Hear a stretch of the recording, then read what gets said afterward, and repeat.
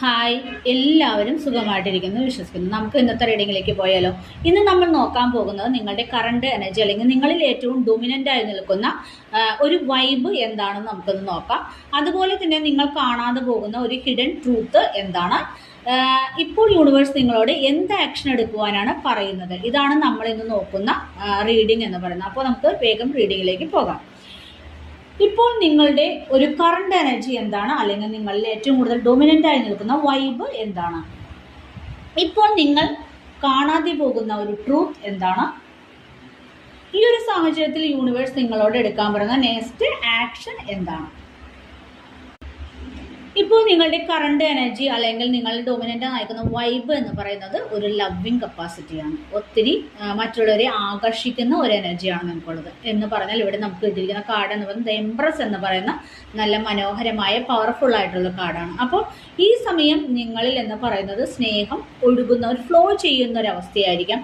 എല്ലാത്തിനോടും ഒരു കെയർ തോന്നുന്ന ഒരു അവസ്ഥ എന്ന് പറഞ്ഞാൽ ഇപ്പോൾ നിങ്ങൾ നിൽക്കുന്നത്, ഇപ്പോൾ നിങ്ങൾ ഏത് ജെൻഡറിൽപ്പെട്ട ഒരു വ്യക്തിയാണെങ്കിലും ഇപ്പോൾ നിങ്ങളുടെ ഒരു വൈബ് എന്ന് പറയുന്നത് ഒരു ഫെമിനൈൻ ആയിട്ടുള്ള ഒരു വൈബാണ്. അതായത് ഒത്തിരി സ്നേഹം മറ്റുള്ളവർ തോന്നുക, കരുണ തോന്നുക, അങ്ങനെയുള്ളൊരു അവസ്ഥയിലൂടെയാണ് നിങ്ങളിപ്പോൾ ഉള്ളത്. അത് മാത്രമല്ല, ഇപ്പോൾ നിങ്ങളുടെ ഒരു പ്രസൻസ് എന്ന് പറയുന്ന മറ്റുള്ളവർക്ക് കംഫർട്ടായിട്ട് ഫീൽ ചെയ്യുന്ന ഒരു സമയമാണ്. ആ ഒരു സ്നേഹം, നിങ്ങളിലുള്ള ആ ഡൊമിനൻ്റ് ആയിരിക്കുന്ന ആ വൈബ് മറ്റുള്ളവരെ നിങ്ങളിലേക്ക് ആകർഷിക്കുന്ന ഒരു എനർജിയിലാണ് ഉള്ളത്. ഇവിടെ അടുത്ത് നിങ്ങൾ പോലും അറിയാതെ നിങ്ങളെ ബാധിക്കുന്ന ഒരു ട്രൂത്ത് എന്താണെന്ന് ചോദിക്കുമ്പോൾ നമുക്ക് കിട്ടിയിരുന്ന 5 ഓഫ് സോഡ് എന്ന് പറഞ്ഞ ഒരു എനർജിയാണ്. അതായത് ഉള്ളിൽ എവിടെയൊക്കെയോ നിങ്ങൾക്ക് ജയിക്കണം എന്നുള്ള ഒരു ഫീൽ വരുന്നുണ്ട്.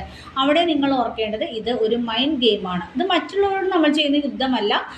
നമ്മൾ നമ്മളോട് ചെയ്യുന്ന ചില സാഹചര്യങ്ങളിൽ നമുക്ക് ഒരു ഇൻസെക്യൂരിറ്റി ഫീൽ ചെയ്യുന്നുണ്ട്. നിങ്ങൾക്ക് ഈ ഒരു സമയം നിങ്ങൾ അറിയാതെ പോകുന്ന ഒരു ട്രൂത്ത് എന്ന് പറയുന്നത് നിങ്ങൾക്ക് ചില സമയങ്ങളിൽ ഇൻസെക്യൂരിറ്റി ഫീൽ ചെയ്യുന്നു എന്നുള്ളതാണ് ഇവിടെ.